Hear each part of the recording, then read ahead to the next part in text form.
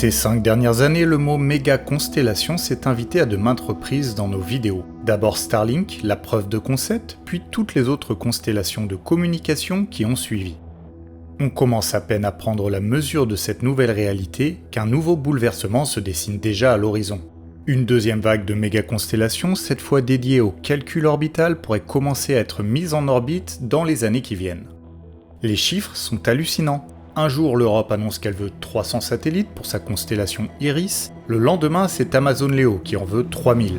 Une semaine après, la Chine annonce que l'ensemble de toutes ses constellations publiques et privées nécessiteront 400 000 satellites, avant que cette annonce passe elle-même dans l'ombre de SpaceX qui en veut 1 million pour le calcul orbital.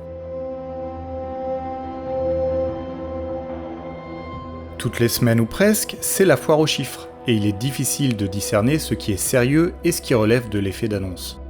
Ce qui est sûr, c'est que dans 10 ans, il y aura beaucoup plus de satellites en orbite qu'aujourd'hui. Et pour beaucoup d'observateurs, c'est un énorme risque que tous ces acteurs ne regardent pas vraiment en face. Les outils astronomiques en souffrent déjà, les risques de collision en orbite se multiplient, et une expression s'invite de plus en plus dans les débats, le syndrome de Kessler.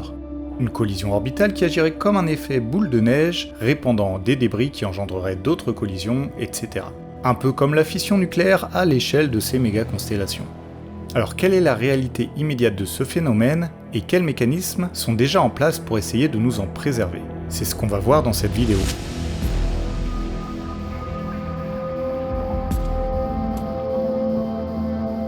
Le 9 juin, une fusée chinoise Zhuchué 2 a mené une mission pour livrer 2 satellites de télécommunication en orbite basse. Une fois la mission accomplie, son étage supérieur devait se désorbiter. Il y a apparemment eu un problème puisqu'il s'est au contraire disloqué en plus de 150 morceaux. L'accident est préoccupant, il a eu lieu à l'altitude à laquelle évolue la Station Spatiale Internationale et la constellation Starlink. C'est donc 150 nouvelles pièces de débris qu'il faut traquer pour éviter l'incident. Des actualités telles que celle-ci, il y en a maintenant assez régulièrement. En janvier, un satellite russe s'est disloqué sur son orbite cimetière. En mars, c'est un satellite Starlink qui a connu le même sort.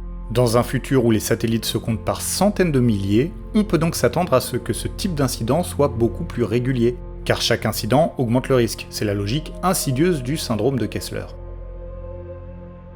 Le syndrome de Kessler est un scénario imaginé en 1978 par le scientifique de la NASA Donald Kessler.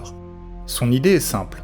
Au-delà d'une certaine densité d'objets en orbite, chaque collision produit des milliers de nouveaux débris qui augmentent à leur tour la probabilité d'autres collisions. Une réaction en chaîne peut alors s'enclencher, transformant progressivement certaines orbites en véritables champs de débris. Les conséquences seraient considérables.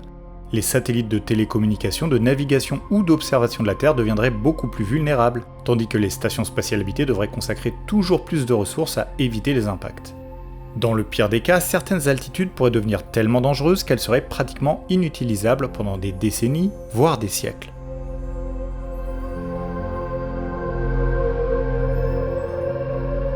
Jusqu'il y a peu, c'était une préoccupation mineure.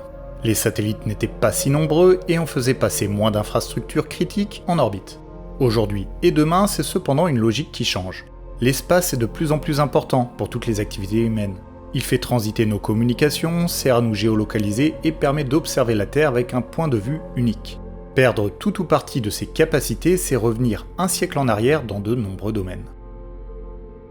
On peut donc s'étonner de voir que pour le moment, les licences continuent d'être accordées à droite et à gauche sans vraiment chercher de limite au nombre de satellites qui peuvent être lancés. Bon, ce n'est pas non plus le Far West, il existe déjà un certain nombre de textes au sein du Bureau des Affaires Spatiales des Nations Unies qui posent un premier cadre. Le plus important est sans doute le traité de l'espace de 1967. Il pose les grands principes qui régissent encore aujourd'hui les activités spatiales.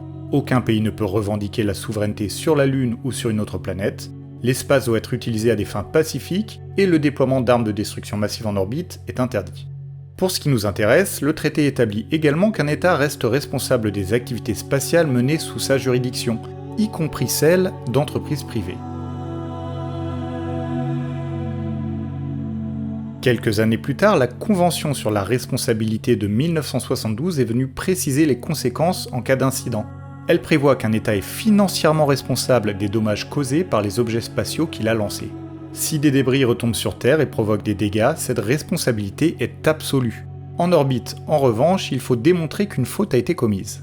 En théorie, un pays victime d'un incident peut donc réclamer réparation à l'État dont lequel dépend l'objet responsable, même si celui-ci appartenait à une société privée. Enfin, la Convention sur l'immatriculation de 1976 vise à apporter un minimum de transparence dans un environnement de plus en plus encombré. Elle impose aux États de tenir un registre des objets qu'ils placent en orbite et d'en communiquer les caractéristiques essentielles aux Nations Unies. L'objectif est de savoir qui a lancé quoi, quand et sur quelle trajectoire. Cette traçabilité est devenue indispensable pour surveiller les dizaines de milliers d'objets qui gravitent autour de la Terre, identifier les responsables en cas d'incident et coordonner les opérations destinées à éviter les collisions. Ces 3 textes dessinent déjà une obligation de traçabilité et de responsabilité. Si demain un satellite Starlink tombe sur votre maison, vous pouvez légalement vous en prendre aux États-Unis. Enfin, ce devra être la France qui le fera à votre compte. Dans les faits, je ne suis pas certain de savoir ce que ça donnerait, mais le principe de loi est là. Au-delà des traités internationaux, des règles de bonne conduite se sont progressivement imposées.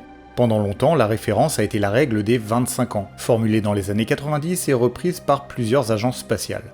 Son principe est simple, tout satellite arrivant en fin de vie doit être retiré des orbites les plus fréquentées, soit en étant volontairement désorbité, afin qu'il se consume dans l'atmosphère, soit pour les engins évoluant plus haut en étant déplacés vers une orbite cimetière. L'objectif est d'éviter que les satellites hors service ne s'accumulent et ne deviennent des sources potentielles de collision. Face à la multiplication des constellations, cette recommandation est toutefois jugée insuffisante. Les États-Unis ont ainsi adopté une règle limitant ce délai à 5 ans pour les satellites en orbite basse, tandis que l'Europe pousse elle aussi vers des exigences similaires. Une évolution qui reflète la prise de conscience grandissante du risque posé par un syndrome de Kessler. Un autre acteur joue un rôle essentiel dans l'organisation de l'espace, l'Union internationale des télécommunications, ou ITU abrégé depuis l'anglais. Cette agence des Nations Unies est chargée d'attribuer les fréquences radio et de coordonner leur utilisation afin d'éviter les interférences entre satellites. Son fonctionnement repose largement sur un principe de « premier arrivé, premier servi ». Les États qui déposent les premiers une demande pour une certaine bande de fréquence ou une position orbitale géostationnaire obtiennent une priorité sur les suivants. Ce système a toutefois été conçu pour empêcher la spéculation. Les droits accordés ne sont pas permanents et peuvent être perdus si les satellites correspondants ne sont pas effectivement déployés dans les délais prévus. En théorie, il est donc impossible de réserver des centaines de positions orbitales sans jamais les utiliser.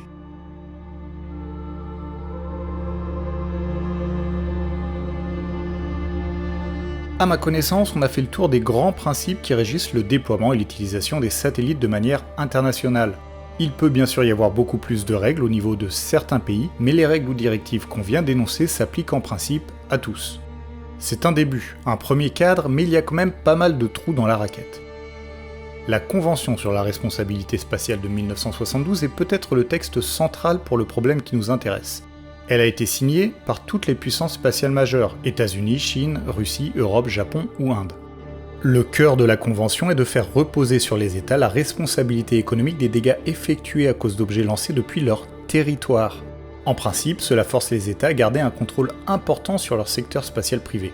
Si demain une entreprise française détruit une couche Starlink par inadvertance, c'est la France qui sera tenue responsable par les États-Unis. Les réclamations au nom de cette convention ne peuvent être menées qu'entre États. Alors je ne suis pas un spécialiste du droit spatial, mais ce principe en particulier m'interroge sur les nouveaux pas de tir européens. Kourou va par exemple accueillir un pas de tir multilanceur dédié aux petites fusées du New Space. Jusqu'à 5 entreprises pourront y faire des décollages. Des françaises, mais aussi des entreprises espagnoles ou allemandes.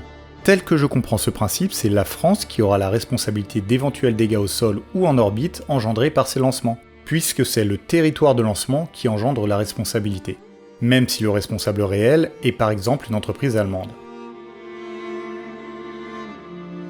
Bref, ce texte laisse pas mal de points en suspens. Si un satellite chinois s'écrase en Argentine, la responsabilité est facile à établir.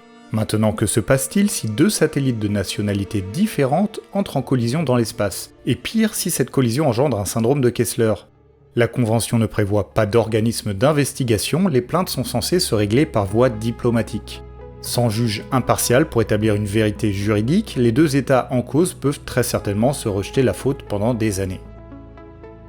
Cette absence de responsabilité facile à établir et le principe du premier arrivé, premier servi pour l'attribution des fréquences est probablement responsable de la situation qu'on observe aujourd'hui. Une ruée vers l'orbite avec des préoccupations mineures pour le risque de syndrome de Kessler. Maintenant, je vois mal comment la situation pourrait évoluer. Le droit spatial est par essence international. Les satellites n'ont que faire des frontières, et n'importe quel acteur peut en théorie aller se placer où il veut en orbite tant qu'il n'y a pas d'accident. Pour le moment, il faut donc se reposer sur le bon vouloir de chacun. La situation commence cependant à forcer la main des uns et des autres. En novembre dernier, la Chine a contacté les États-Unis au sujet d'un risque de collision qu'elle avait identifié entre 2 de leurs satellites, avec une recommandation simple, ne bougez pas, c'est nous qui allons faire la manœuvre. Une recommandation acceptée de bon cœur par les USA. C'est un exemple encore très rare de collaboration spatiale entre les deux puissances, mais qui va probablement se multiplier.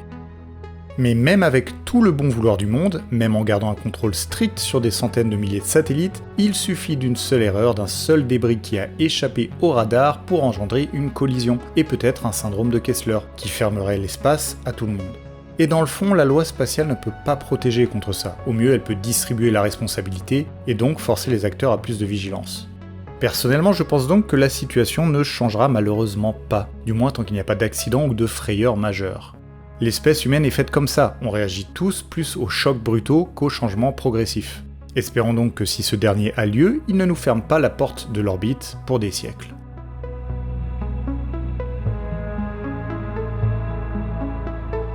Voilà, on arrive au bout de cette vidéo spéciale abonnée. J'espère qu'elle vous a plu et je vous attends en commentaire si vous souhaitez partager vos questions et vos remarques.